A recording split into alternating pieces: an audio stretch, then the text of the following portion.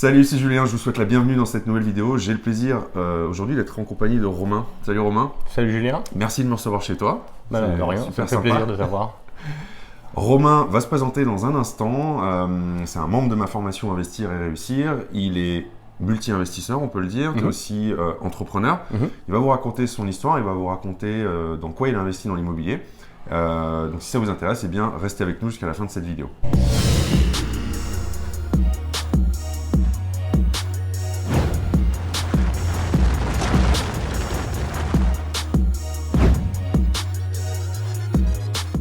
Donc Romain, pour commencer, est-ce que tu peux, s'il te plaît, raconter un petit peu ton histoire pour les gens qui nous regardent? Voilà, qui tu es, ce que tu as fait en immobilier, ton parcours un petit peu. Donc en fait, voilà, moi je m'appelle Romain, j'ai aujourd'hui 36 ans. Mon parcours, il est tout simple, je suis carrossier automobile de métier, donc avec un salaire bas. Et j'ai créé une société en 2012 qui a plutôt bien fonctionné. Et grâce à ça, j'ai compris plus ou moins le fonctionnement de l'argent et j'ai décidé d'investir dans l'immobilier avec un premier investissement en 2013, une maison en campagne qui est louée depuis toujours, qui se loue très bien. En 2016, j'ai investi dans ma résidence principale dans laquelle on est actuellement. On fait vidéo. Et c'est l'année dernière, donc en décembre 2018, j'ai investi dans un immeuble de rapport de 4 appartements suite à ta formation. Parce que justement, ça m'a permis de passer un palier et d'investir dans un multilo. Ok, donc toi, tu avais une particularité, c'est qu'avant de suivre ma formation, tu étais déjà investisseur, tu l'as dit, tu avais déjà acheté ta RP effectivement, mais surtout, tu avais commencé par réaliser un investissement locatif. C'est ça. Est-ce que tu peux nous en dire un petit peu plus sur ce premier investissement que tu as fait donc en 2013 2013, c'est ça, ouais. Alors, pour reprendre l'histoire à la base, 2012, je crée ma société. À cette époque-là, j'ai pas d'argent du tout parce que j'étais un gros fêtard et du coup, mes économies partaient dans la fête. J'avais le seul bien que je possédais à cette époque, en 2012, c'était une moto que j'avais à crédit. J'ai dû la vendre pour pouvoir créer ma première société. Il me fallait un capital de départ, donc de 5 000 euros. J'ai vendu ma moto, j'ai pu du coup rembourser une partie du crédit qui restant sur cette moto et j'ai créé cette société avec les 5 000 euros de capital de départ. Je fais une première année très bonne qui n'était pas prévue. Donc en gros, pendant un an, je ne me paye pas, je prends 0 de salaire pour essayer de faire grossir un maximum ma trésorerie sur cette société. Et à la fin de l'année, mon comptable me dit, écoutez, aujourd'hui, il faut vous payer tant par mois, donc prenez-les d'un coup. Donc je me retrouve avec une somme, pour tout vous dire, de 18 000 euros, qui correspond à 1 500 euros par mois, d'un seul coup. Chose que j'avais jamais eue de ma vie. Et là, je me dis, mais qu'est-ce que je fais de cet argent? On va acheter une maison. Du coup, j'ai acheté une première maison d'un prix de 45 000 euros avec 6 000 euros de travaux à peu près, que j'ai réalisé moi-même, que j'ai mis en location sans connaître du tout le fonctionnement de la location, etc. J'ai bêtement acheté, mis en location et puis ça tourne. Tu t'es pas posé de questions de rentabilité, de calcul, de prix de revient, de choses comme ça? Pas du tout, parce que je connaissais pas le côté fiscal de l'immobilier, qui est quand même assez lourd. Donc du coup, l'investissement est pas bon parce que une fois que j'ai déduit l'impôt foncier, que j'ai déduit, j'ai plus de défiscalisation aujourd'hui parce qu'il y a eu très peu de travaux. C'est pas un très bon investissement. C'est un investissement, c'est un premier pas dedans, c'est très bien. Ok, d'accord. Et voilà, donc l'histoire de cette maison. Donc une maison 45, 6 000 euros de travaux, t'as dit? C'est ça, ouais, on arrive à 51 000 euros. Ok, donc c'est une maison qui te rapporte combien aujourd'hui? Aujourd'hui, c'est loué 450 euros par mois. Je suis environ à 60 euros de cash flow mensuel. D'accord. Une fois les impôts déduits ou... Une fois les impôts déduits. D'accord. C'est un coup de chance. C'est un gros coup de chance parce que... Parce que tu l'avais pas calculé. Pas calculé du tout. Ok. Et c'est vrai que tu m'avais dit il y a quelques temps, je me souviens, tu m'avais dit que tu comprenais pas pourquoi tu te retrouvais à payer autant d'impôts sur cet investissement, que ça te coûtait quand même pas mal d'argent. Donc c'est parce que tu as fait un investissement en location nue. C'est ça, ce qui est c'est plus de la location classique. nue. Ouais, effectivement. Mais bon, en même temps, je dis aussi souvent qu'il vaut mieux avoir fait ça que de ne rien faire du tout. Exactement. Tu as quand même fait un investissement. Exactement. Du coup, moi j'ai une question qui me vient à l'esprit, puisque tu étais déjà investisseur et que tu avais déjà fait des travaux d'innovation. Voilà, on est chez toi, vous pouvez pas voir, mais tu as tout fait toi-même. Tu avais acheté une ruine, ça c'est pour la parenthèse. C'est ça. Et que tu as tout rénové et c'est plutôt réussi. C'est pourquoi avoir rejoint une formation en immobilier et est-ce que tu as hésité avant de rejoindre la formation? Alors, en 2016, j'ai acheté cette maison que j'ai rénovée. Et puis j'ai pris goût en fait, j'ai vraiment pris goût à l'immobilier. Là je me suis dit, bon, je pense qu'on peut faire beaucoup mieux. Parce que dans mon entourage, j'ai des personnes qui ont très bien réussi dans l'immobilier, donc c'est des mentors, c'est des gens qui me guident. Ouais, ok. Et j'ai fait une première formation sur l'immobilier qui n'était pas complète. Je pensais comprendre le système de fiscalité, d'achat, de revente, etc. Et c'était pas complet du tout. D'accord. Donc du coup, j'ai décidé de trouver une formation un peu plus poussée. En cherchant, en discutant, etc., je suis tombé sur ta formation. Ouais, ok. Que j'ai suivie.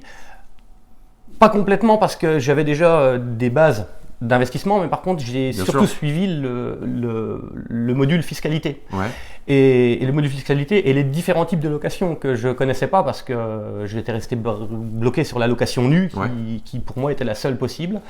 Et du coup, ça m'a permis d'investir à nouveau, suite à cette formation, dans un immeuble de rapport que du coup j'exploite en meublé. Donc une partie pour l'instant parce que l'autre partie est en travaux de rénovation. Du coup là, j'ai pu investir dans un immeuble en mauvais état, où je fais beaucoup de travaux, que je vais louer en meublé, donc qui me permet en plus d'augmenter mes loyers. Et les travaux me permettent de diminuer ma fiscalité. Et aujourd'hui, là, je me retrouve dans un investissement qui est très rentable. Bien plus rentable que le premier. C'est ça, ouais. D'accord. Alors parlons-en de cet investissement, justement.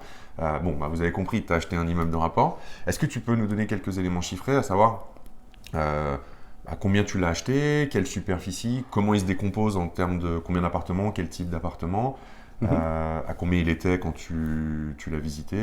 Si tu peux nous donner quelques éléments pour aider les gens en fait à se projeter un petit peu. Bien sûr. Ouais. Alors il faut savoir qu'on est dans les Ardennes et les loyers sont bas. Le prix de l'immobilier est bas aussi, c'est en conséquence. Et c'est un immeuble qui est annoncé en prix de vente à 179 000 euros, frais d'agence inclus. Ok. J'ai bien négocié, je l'ai acheté 153 000, frais d'agence inclus, parce que j'ai aussi regardé le module bien acheté. Non, je ne me rappelle plus du nom, excuse-moi. Si, c'est le module 3 sur la recherche du bien, ouais. Le module c'est ça. Sur la recherche du bien. C'est ça. Tout à fait. Donc voilà, j'ai essayé de faire le meilleur négo possible, et puis voilà, j'ai acheté 153 000 euros. J'ai 45 000 euros de travaux dedans. C'est un immeuble qui était loué, qui se décompose, qui est composé de 4 appartements. Okay. Un qui fait en loi Carrez 13 mètres carrés, un qui fait en loi Carrez 20 mètres carrés, et deux de 50 mètres carrés. Okay. Donc on a une surface totale habitable de 200 mètres carrés au sol. Il était loué à l'époque, avant que je l'achète, dans l'état où il était, donc avec des vieux meubles, avec des murs, avec des vieux papiers peints, des vieux draps, etc. Donc c'était moche. Il était loué 1 700 euros mensuels. D'accord. Donc déjà bien loué. Est-ce qu'il t'a coûté, tu disais 153 000 frais d'agence. 153 000, 1700 mensuels, donc t'es déjà 17, 20 000 euros annuels sur 153 000. Ouais, c'est pas mal déjà en rentabilité, quoi. C'est ça. Donc on a une renta qui était correcte. Moi, j'ai rénové un appartement moi-même entièrement parce que j'aime faire ça, tout simplement. Il y en a un qui est en travaux actuellement, là, qui est en train d'être mis en état par des artisans. Ouais. Parce qu'il y a plus de travaux à faire dedans. Et j'en ai 2 qui étaient déjà loués. Donc un qui vient de se libérer où je vais attaquer les travaux, et un autre qui est loué, qui a déjà été rénové, qui n'est pas très propre mais qui est correct et qui est déjà loué. J'espère, parce que je teste un peu le marché actuellement, parce que j'essaye de me placer bien au-dessus du marché locatif. Je vais essayer de passer la barre des 2 000 euros de revenus mensuels locatifs. Aujourd'hui, le premier que j'ai loué, qui fait 14 mètres carrés, je l'ai annoncé à 400 euros plus 21 euros de charge. Il s'est loué en un mois de temps. En un mois de temps. Alors que il était à combien avant rénovation ? Avant rénovation, il était à 380, mais il était déjà au-dessus du marché. Et c'est quoi le prix moyen du marché pour ce type pour du 14 mètres carrés ? On serait plutôt aux alentours de 250-300 euros. Ouais, 250-300 et toi, tu es à 420. Ouais. C'est ça. C'est énorme parce que tu es un tiers quoi, au-dessus. Mais aujourd'hui, je suis dans les annonces qui sont publiées sur le secteur, je suis le seul à proposer un bien de ce type. De cette gamme. Ouais, donc ça, c'est super intéressant parce que tu confirmes encore une fois que dans les villes petites, villes moyennes, il n'y a pas de biens proprement rénovés à la location. C'est ça. Il n'y a que des trucs vieillots, il n'y a que des propriétaires qui ne font pas de rénovation. Et tu m'as dit un truc super intéressant, basé sur ton expérience personnelle et sur un de tes locataires. Quand on préparait cette interview, tu m'as dit Moi, j'ai été locataire un temps et on a galéré à trouver un truc ça, correct. Ouais. Et tu as un locataire là qui t'a dit la même chose, il dit je ne trouve pas, je ne trouve rien. C'est ça. Ouais. Alors j'ai dit une erreur juste avant, j'ai un troisième appartement qui doit être en rénovation et en fait j'ai et c'est marrant, c'est un conseiller en patrimoine justement, le locataire, le futur locataire, qui lui va être muté dans quelques temps. Il avait son propre appartement en résidence principale et du coup il l'a mis en vente. Il l'a vendu très vite parce que son appartement était correct et que les biens corrects se trouvent peu. Ouais. Et du coup, je lui ai proposé un appartement pour le dépanner qui n'est pas encore rénové et il a dit oui tout de suite. Ouais, c'est ça. Donc il est propre, mais c'est pas au goût du jour, c'est pas beau. C'est propre seulement et ça se loue plutôt bien. Donc ça te présage quand même de bonnes choses pour quand il sera rénové. C'est ça, ouais. Et l'avantage, tu me disais, c'est que du coup ça va te permettre de décaler de quelques mois les travaux de rénovation et donc de pouvoir faire d'autres choses pendant ce temps-là. C'est ça, c'est exactement. Intéressant, quoi. Tu m'as dit que tu avais 45 000 euros de travaux sur cet immeuble. C'est ça, Déjà, question numéro 1, est-ce que tu as financé l'intégralité, juste une partie tu as eu un financement à 110% ou tu as amené un apport? La banque m'a demandé 10 000 euros d'apport. Ok, d'accord. Donc tu as quand même mis un apport? J'ai mis un apport, ouais. Ok, bon, 10 000 euros pour obtenir un bien à 150 000 plus les travaux, donc un bien à 200 000. Ça va, c'est de l'argent quand même qui travaille plutôt pas mal. C'est ça. Okay. Et en plus de ça, j'ai obtenu un différé de remboursement de 2 ans. Ouais. Donc en fait, mon apport de 10 000 euros va être remboursé, et presque déjà remboursé sur les 4 mois de l'année, parce qu'il y a eu déjà des locations qui sont faites. Donc aujourd'hui, j'ai récupéré sur ces 10 000, je dois être à 4 000 euros de trésorerie à peu près sur 4 mois, sans rien faire. Ouais. Donc voilà, c'est pas grave de mettre 10 000 euros tout de suite si dans 2 ans j'en ai récupéré 20 000. Ben, c'est ça, quoi. C'est vrai que souvent on entend des choses, enfin c'est vrai qu'on peut acheter sans apport, on le dit souvent, mais du coup c'est mieux parce que tu sors pas du tout de trésorerie. Maintenant il faut pas se braquer si tu ne peux pas le faire, si la banque te demande quand même de l'apport. Moi j'ai tendance à dire il vaut mieux lâcher un peu et avoir l'investissement que de ne pas vouloir lâcher et de ne pas avoir du tout l'investissement. Et effectivement ta stratégie elle est très bonne, hein, le différé te permet en quelques mois de temps de récupérer l'apport et finalement c'est pas voilà, c'est bon, la trésorerie est reconstituée, quoi. Donc ok. Donc ça c'est très bien. Tu as eu 2 ans de différé et ton bien il est déjà partiellement loué, il va y avoir des rénovations en cours, donc tu sais que pendant 2 ans tu as de l'argent qui rentre mais tu n'as pas le prêt à rembourser, quoi. C'est ça. Et ça me permet aussi de sécuriser l'investissement parce que on a toujours peur à l'impayé. Bon, c'est moins vrai dans le meublé étant donné que la loi est différente du nu, mais ça me permet de sécuriser mon investissement parce que j'ai cette trésorerie-là qui me couvre en cas d'impayé ou en cas de locataire défectueux. D'accord, ok. Du coup, la question que je voulais te poser, c'est entre le moment où tu as suivi la formation et le moment où tu as acheté cet immeuble, investi dans cet immeuble, il s'est écoulé combien de temps? Tu te souviens? Alors ta formation, c'était tu venais de faire le lancement, donc c'était en juin de mémoire. Ouais. Juin, ouais. J'ai suivi plus ou moins la formation un mois, on va dire. Je voulais vite passer à l'action. En fait, je m'étais fixé comme objectif d'acheter. J'avais deux biens immobiliers et l'objectif c'était de tripler le parc immobilier. Donc l'objectif c'était 4 appartements minimum avant la fin de l'année. Et du coup, j'ai commencé à chercher en juillet, août. J'ai trouvé l'immeuble en septembre, octobre, je dirais, et j'ai signé l'acte définitif le 28 décembre 2018. Ouais, c'est ça. Donc j'ai respecté mon engagement. Je me souviens, tu m'as envoyé un message avec l'acte authentique et la bouteille de champagne, et tu m'avais mis je me fais un cadeau pour Noël. Un immeuble. C'est ça. C'était assez sympa, ouais. Ok, donc finalement, c'est allé relativement vite parce qu'en 6 mois de temps, tu es passé de je veux le faire à c'est bon, l'immeuble il est acheté, signé. Alors maintenant, il y a des travaux et tout, mais il est là et il tourne, quoi. C'est ça. Et j'ai fait une chose aussi que j'étais contre ça en fait. J'ai toujours voulu chercher les biens par moi-même, donc le Bon Coin, etc. Hein, tout ce qu'on peut avoir comme site d'annonce. Ouais. Et j'ai pour la première fois fait appel à une agence immobilière pour et ça a été beaucoup plus vite. Ouais. Et on m'a présenté des biens aussi qui n'étaient pas en location sur des sites d'annonces. Et ça me dérangeait d'aller. Qui n'étaient pas à la vente, tu veux dire? Qui n'étaient pas qui étaient à la vente, mais dans les agences seulement, et pas sur les sites, sur des sites d'annonces. Et je ne voulais pas le faire parce que c'est un coût quand même. Là, c'était 8 000 euros. Et finalement, ça m'a permis quand même d'aller beaucoup plus vite. Ouais. Et ces 8 000 euros-là sont englobés dans le calcul de rentabilité. Et finalement, je ne les vois pas passer. Et c'est ça. Ouais. C'est remboursé par la banque, c'est remboursé par les locataires. Il ne faut pas hésiter en fait à faire appel à des prestataires extérieurs pour gagner du temps. Ouais, parce que souvent, c'est vrai que ça aussi, on dit quand on achète directement au particulier, on économise les frais d'agence, tout ça. Ouais, mais le problème, c'est que quand on fait ça, déjà, il y a des chances que le particulier il ait surévalué son bien. Exactement, ouais. Et en plus, tu es en direct avec lui, donc il y a de l'affect, tu sais, dans la vente. Alors que quand tu fais appel à une agence, c'est l'agence qui va négocier pour toi. Et du coup, il y a un intermédiaire. Et toi, tu vas pas voir le truc en direct. Et justement, puisqu'on parle de négociation, tu me racontais avant l'interview, tu peux nous expliquer rapidement comment s'est passée la négociation pour ce bien immobilier? Parce que l'histoire est assez intéressante en fait. Je me retrouve donc en visite de cet immeuble avec les propriétaires et l'agent immobilier. Et donc je visite le bien et je fais venir un ami artisan qui est aussi qui est entre guillemets mon maître d'œuvre, qui m'aide beaucoup dans mes travaux. Et lui me dit écoute, ce bien il est à ce tarif-là, il est vaut. Il faut que tu l'achètes à ce tarif. Ok, il me dit annonce 160 000 pour essayer de l'avoir à 170 et ça. Ce sera une bonne affaire. Ouais. Et il était à 179. 179, ouais, ok. Donc, bon, très bien, on fait une estimation rapide des travaux. Et je m'entends pas vraiment avec les propriétaires. Je trouvais qu'ils étaient un peu désagréables, etc. Et en fait, le bien, du coup, je le veux plus. Je le veux plus, mais le quartier est sympa.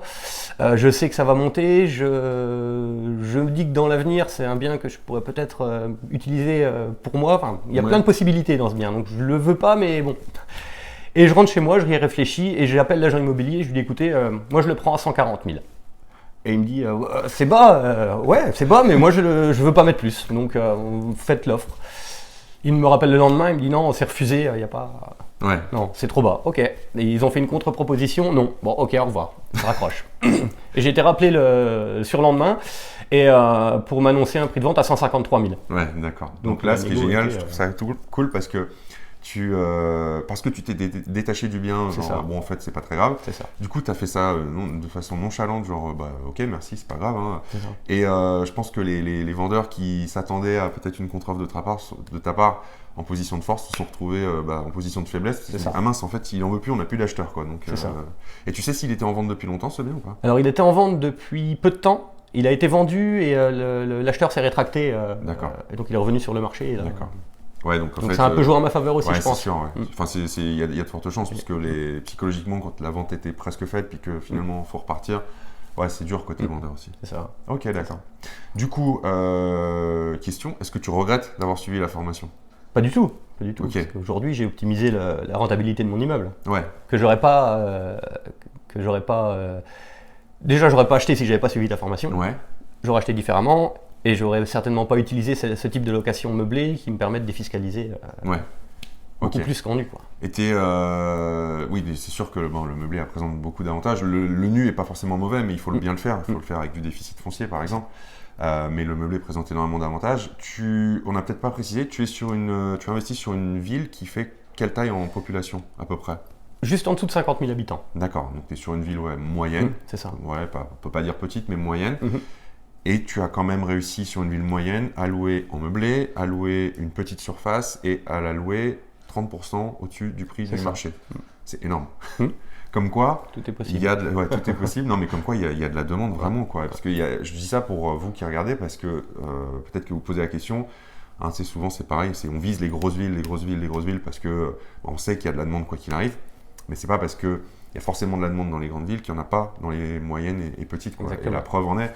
Et je pense que si tu loues aussi bien aussi, c'est parce que justement il y a tellement peu d'offres de qualité sur ce type de ville que justement dès que tu proposes, tu te démarques instantanément, quoi. C'est ça. Et j'ai constaté en mettant en location cet immeuble que j'avais beaucoup de demandes de travailleurs détachés qui viennent pour des durées de 3 à 6 mois dans le département. Okay. Et l'offre hôtelière est peu présente, les appartements du coup sont pas terribles. Ouais. Et j'ai beaucoup de demandes pour de la moyenne durée. Et je pense que je vais tenter d'exploiter ce mode de location d'ici peu, parce qu'on peut encore augmenter les loyers du coup sur de la moyenne durée. La moyenne durée est un excellent compromis pour ceux qui n'ont pas envie de se lancer dans la vraiment courte durée, qui est un peu plus compliquée, demande un peu plus de gestion, on va dire. Mais voilà, ça te permet d'être sur un bon ratio. C'est similaire à la longue durée, mais parce que le boulot n'est pas énorme, tu mets un locataire, tu fais un état des lieux, mais par contre tu loues plus cher, effectivement, généralement, que la longue durée. Donc, et à des sociétés. Et à des sociétés. Donc, du coup, ils regardent moins au budget. Ils regardent moins au budget, puis généralement, tu as l'assurance d'être payé, parce que comme c'est une société. Et moi, j'avais eu le cas une fois, pareil, une société qui m'a loué pendant 3 mois pour des peintres, un de mes appartements, qui avait, je sais plus, 25 appartements à peindre sur du neuf, tu vois. Bon, il s'avère qu'ils n'ont pas fait le ménage pendant 3 mois, j'ai retrouvé l'appartement, pas en mauvais état, mais crade, tu vois, vraiment crade. Et j'ai passé un coup de fil à la société qui m'a fait un chèque de, je sais plus, 500 € pour le ménage. Tu vois, et donc c'est cool parce Ouais. que bon, ça demande du boulot, mais ça fait bosser la femme de ménage. Et puis derrière, il m'avait même proposé d'envoyer leur équipe de nettoyage si je voulais. Bon, après, moi j'ai préféré faire bosser ma prestataire, mais ouais, donc généralement c'est plus confortable, effectivement. Tout à fait. Rappel à une société. Ok. Est-ce que du coup, tu vas t'arrêter là? Tu as d'autres projets à l'avenir? Tu commences déjà à réfléchir au prochain? Je commence à réfléchir au prochain, oui, j'attends. J'aimerais quand même mettre celui-ci en route totalement à 100% et après je repars sur un peu plus gros. Je vais repartir sur un immeuble parce qu'effectivement on mutualise les loyers et on diminue les risques d'impayés ou de... Ouais, c'est-à-dire que tu as 4 unités locatives dans ton exemple, par exemple. Ça, ouais. Donc s'il y en a un qui ne paye pas, ou même tu as le cas en plus en ce moment, tu le vis, tout n'est pas loué, et tu as quand même des loyers qui rentrent, et du coup, tu te retrouves pas dans une situation compliquée si demain, tu vois, comme quelqu'un qui a acheté ta maison, si demain elle n'est plus louée, par exemple, c'est ça. Faut vite que tu la remettes en log, parce que sinon, il n'y a plus rien qui rentre. C'est ça. Donc effectivement, ouais. C'est ça. Donc l'objectif, c'est au moins en racheter 4 en 2019. 4 ouais. immeubles? 4 appartements. 4 appartements. Alors l'idée, tu pourrais acheter 4 immeubles, mais c'est ambitieux. C'est ambitieux, ouais. Et puis j'ai quand même la société à gérer à côté, etc. Donc je préfère y aller tout petit, mais acheter en immeuble, ça permet quand même d'aller plus vite. Ouais, ça on est d'accord. C'est indéniable. C'est le cœur de la formation d'ailleurs. Enfin, c'est très axé sur l'immeuble, mais c'est vrai que je le répète quasiment tout le temps quand je parle d'immeuble. Mais ouais, ça permet d'aller plus vite. En plus, t'es la preuve. Tu as eu juin, juillet, août, septembre, octobre, tu as mis quoi 3-4 mois vraiment à trouver le bien. C'est ça. Et donc en fait, le boulot, il n'est pas tellement plus long que pour acheter un appartement tout seul. Non. Et comme tu l'as dit, après, c'est le financement, le notaire, c'est exactement la même chose que pour un appart tout seul. Sauf que quand tu es sorti de chez le notaire, tu avais 4 appartements d'un coup. Exactement. Et tu avais atteint ton objectif de tripler ton parc immobilier. C'est quand même énorme. Donc, ça va être plus dur de le tripler maintenant dans l'autre sens, de passer de... C'est vrai. Ouais, mais je te le souhaite en tout cas. Merci à toi Romain en tout cas d'avoir partagé ton expérience avec nous sur la chaîne. Si vous aussi vous voulez apprendre à investir dans un immeuble de rapport, avoir plus d'infos sur la formation Investir et Réussir, vous cliquez sur le lien que je vous mets sous la vidéo et vous aurez accès à toutes les infos. Écoutez, merci d'avoir regardé cette vidéo jusqu'au bout. Merci encore de m'avoir accueilli chez toi Romain. Et puis je vous dis à très vite pour une prochaine vidéo. Salut!